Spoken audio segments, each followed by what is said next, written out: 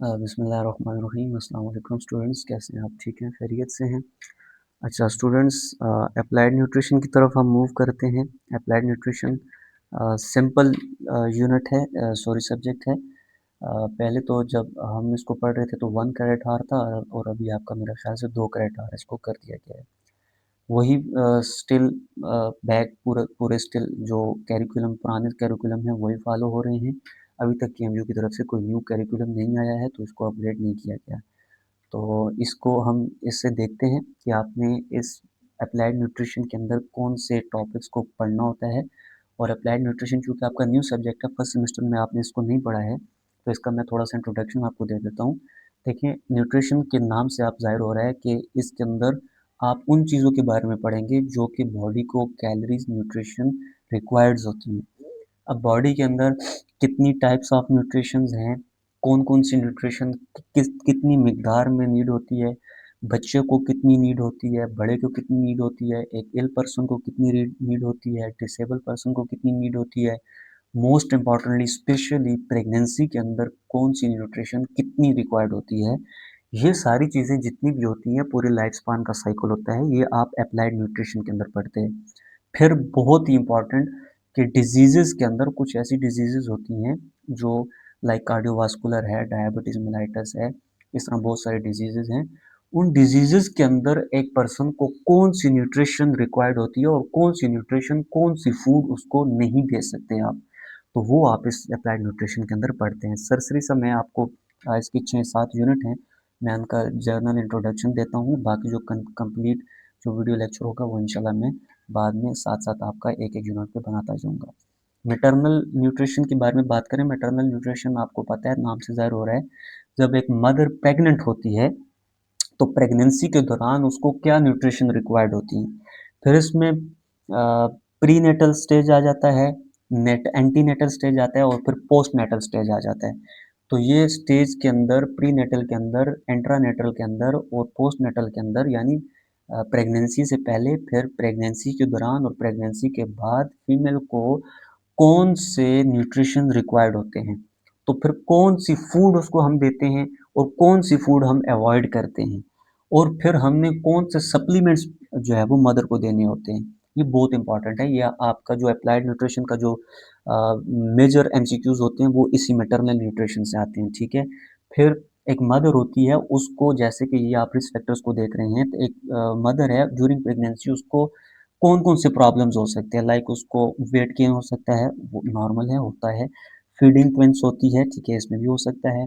Diabetes mellitus है pregnancy के अंदर, जिसको हम गेस्टेशनल डायबिटीज़ कहते हैं, वो भी इसके अंदर कॉमन है। कॉन्स्टिपेशन है, डायरिया है, हार्टबर्न है, ये सारी चीज़ें इसके अंदर कॉमन होती हैं।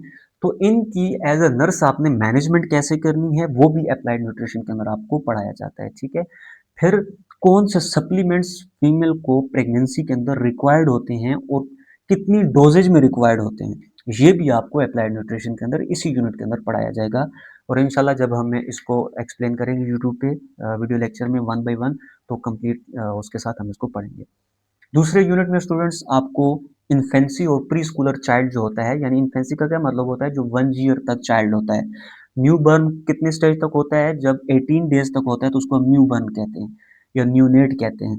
और जो 29 डेज से लेकर 1 ईयर तक जो चाइल्ड की एज होती है उसको हम इन्फेंसी एज कहते हैं। फिर 1 ईयर से लेकर 3 ईयर तक जो होती है उसको हम जो है वो प्री स्कूलर चाइल्ड कहते हैं, टॉडलर कहते हैं, सॉरी। और फिर जो 3 से लेकर 5 ईयर तक एज होती है उसको हम प्री स्कूलर कहते हैं।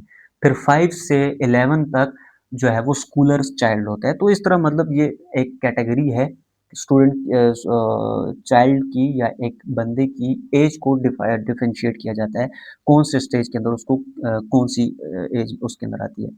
तो इन्फेंसी की बात करें और प्री स्कूलर चाइल्ड्स की बात करें, तो ऐसी एज के अंदर उन बच्चों को कौन सी न्यूट्रिशन रिक्वायर्ड होती है, कितनी डोज में रिक्वायर्ड होती है और हम किस तरह से उनको देते हैं, क्या क्या उसके अंदर प्रॉब्लम्स आते हैं और कितनी मेटाबॉलिक उनको नीड होती है, ये सारी चीज़ें हम इस यूनिट के अंदर कवर करेंगे। दूसरा वेट मैनेजमेंट है। आपको पता है बाज़ लोग ओबीज़ होते हैं, बाज़ लोग बिल्कुल पतले होते हैं। इसके अंदर आप बीएमआई निकालते हैं, बॉडी मास इंडेक्स जो हमारे पास होता है, जिसके अंदर ओबीस पर्सन होते हैं तो उनकी ओवर बीएमआई आती है, ओवरवेटेड होते हैं, तो उनके अंदर आपने किस तरह मैनेजमेंट करनी है वेट की। कौन सी डिजीजेज ऐसी हैं जिनके अंदर आपकी जो वेट ओवर हो जाता है, लाइक डायबिटीज मेलाइटस टाइप 2 है, तो ये ओवरवेट की वजह से होती है। इसी तरह और भी कार्डियोवास्कुलर की डिजीजेज हैं। फिर हमारे पास जो है वो इनको आपने मैनेज कैसे करना है, तो वो आप इस यूनिट के अंदर पढ़ते हैं। तो कोई ऐसा पर्सन है जिसका वेट बहुत ज़्यादा लो है, तो अंडर बीएमआई आ रहा है, तो आपने उसको किस तरह से मैनेज करके नॉर्मल वेट तक लेकर आना है, यानी कि नॉर्मल बीएमआई तक लेकर आना है। फिर आपका पेरेंटल न्यूट्रिशन है, बहुत ज़्यादा इंपॉर्टेंट है, जो आपकी टीपीएन होता है, टोटल पेरेंटल न्यूट्रिशन। इसकी कितनी टाइप्स होती है, एक होता है इंटेरिक न्यूट्रिशन, ठीक है, या एंट्रल न्यूट्रिशन जिनको हम कहते हैं। तो एंट्रल न्यूट्रिशन का मतलब होता है जो हम जीआई से लेते हैं, लाइक आप मतलब उसको राइस ट्यूब जो आप एनजी ट्यूब डालते हो उसके थ्रू दे रहे हो, या वो मुंह से चिबा कर खा रहा है, अगर वो पेशेंट नहीं है यानी कि वो जीआईटी उसके साथ नहीं है, तो वो मुंह से खुराक खाता है। तो कौन सी खुराक हम देते हैं मुंह के थ्रू।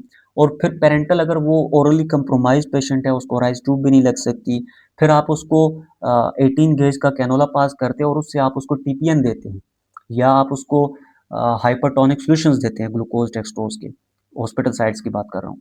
तो फिर आपने पेरेंटल न्यूट्रिशन के बारे में पढ़ना है, एंट्रल न्यूट्रिशन के बारे में पढ़ना है। पेरेंटल का मतलब होता है जो हम आईवी के थ्रू देते हैं, वेन में हम देते हैं, ब्लड सर्कुलेशन में डायरेक्ट देते हैं। एंट्रल का मतलब होता है जो हम जीआईटी रूट से देते हैं। तो अब वो हम ओरल रूट से दे रहे हैं या हम राइस ट्यूब से दे रहे हैं, एनजी ट्यूब से दे रहे हैं, वो उसमें आ जाता है, एंट्रल में आ जाता है।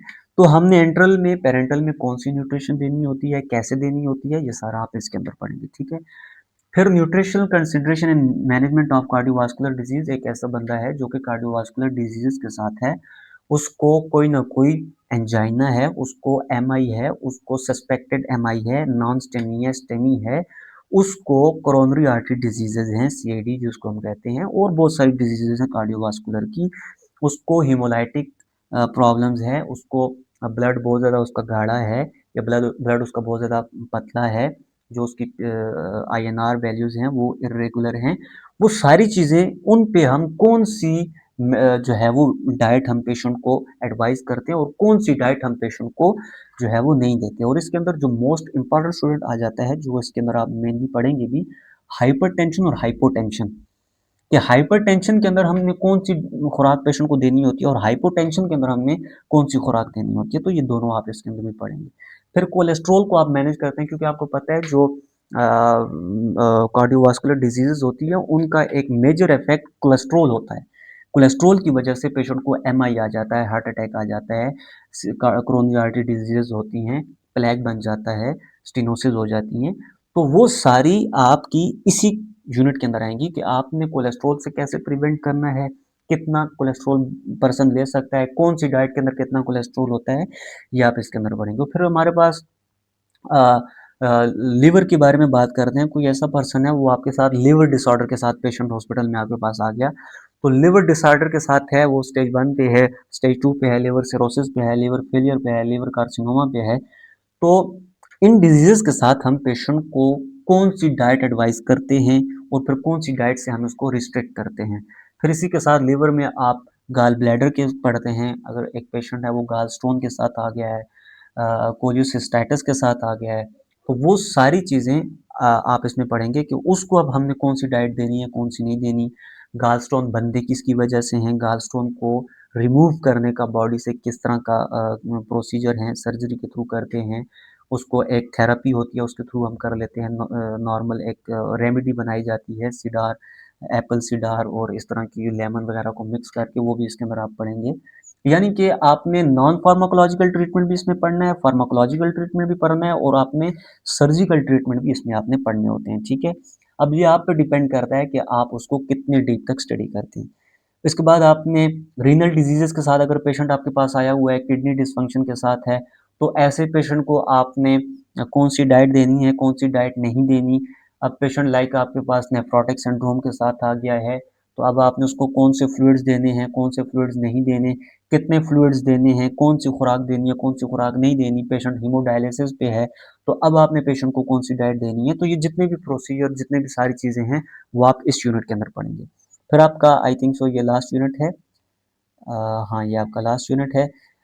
आपने डायबिटीज़ मेलाइटस जो बहुत ही ज़्यादा इम्पोर्टेंट है, टाइप 1 डायबिटीज़ मेलाइटस है, टाइप 2 डायबिटीज़ मेलाइटस है, आपके पास जो है वो गेस्टेशनल डायबिटीज़ मेलाइटस है। अब ये कैसे होती हैं ये डिज़ीज़ेज़, इनकी क्या मैनेजमेंट है, इसके अंदर क्या डाइटरी रिस्ट्रिक्शन है और इसमें क्या डाइटरी इंडिकेशंस हैं, ये सारी चीज़ें आप इस यूनिट के अंदर पढ़ेंगे। स्टूडेंट्स मैं आपको जस्ट सरसरी सा इंट्रोडक्शन यहाँ पे दे रहा हूँ। इंशाल्लाह मैं इसको फुल लेक्चर बनाऊँगा 1 बाय 1 हर यूनिट के ऊपर और उसमें हम इंशाल्लाह इसको कंप्लीटली डिस्कस करेंगे। तो ये स्टूडेंट्स आपकी मोस्ट इम्पॉर्टेंट वो है, आपकी ट्रू ट्रू क्रेडिट आ रहा है, लेकिन ये बहुत ज़्यादा इम्पॉर्टेंट है। क्योंकि जब आप हॉस्पिटल साइड पे जाते हैं तो इसी बेस पे आप पेशेंट्स देखते हैं और फिर उनको आप काउंसल करते हैं, आप उनको एडवाइस करते हैं कि कौन-सी डाइट आप इस डिज़ीज़ के साथ लें और कौन-सी आप नहीं ले सकते। ये बहुत ज़्यादा इम्पॉर्टेंट है। तो इसके अलावा इंशाल्लाह नेक्स्ट वीडियो में हम क्वांटिटेटिव एंड रीजनिंग को देखते हैं, उसके अंदर आपने ड्रग कैलकुलेशन वगैरह कैसे करनी होती है, जस्ट हम उसको थोड़ा-सा सरसरी सा गाइडेंस देते हैं। So best of luck students, इंशाल्लाह मिलते हैं नेक्स्ट वीडियो में। अल्लाह हाफ़िज़।